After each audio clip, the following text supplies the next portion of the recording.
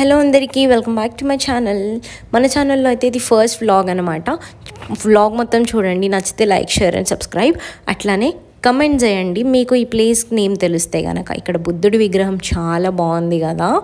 అట్లాగే బుద్ధుడి వెనకాల ఒక చెరువు ఉందన్నమాట. ఆ చెరువు చాలా బాగుంది. అప్పటి కాలంలో రాజులు కట్టిన యాన్షియంట్ ఆర్చెస్ ఉన్నాయి, చాలా బాగుండే అనమాట. అవి కూడా నేనైతే చాలా ఎంజాయ్ చేశాను ఈరోజు వాక్లో.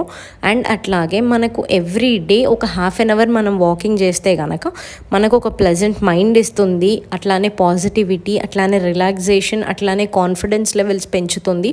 వాకింగ్ వల్ల మనం ఫిట్ ఉంటాం అన్నమాట. ఫ్యాట్ అనేది లాస్ అవుతుంది. ఈ వీడియోలో చూపిస్తున్న ప్లేస్ చాలా perfect place for walking, meditation and everything. మీకు వీడియో నచ్చితే లైక్, షేర్ అండ్ సబ్స్క్రైబ్. ఇక్కడ సీతాకోక చిలుకలు ఎంత అందంగా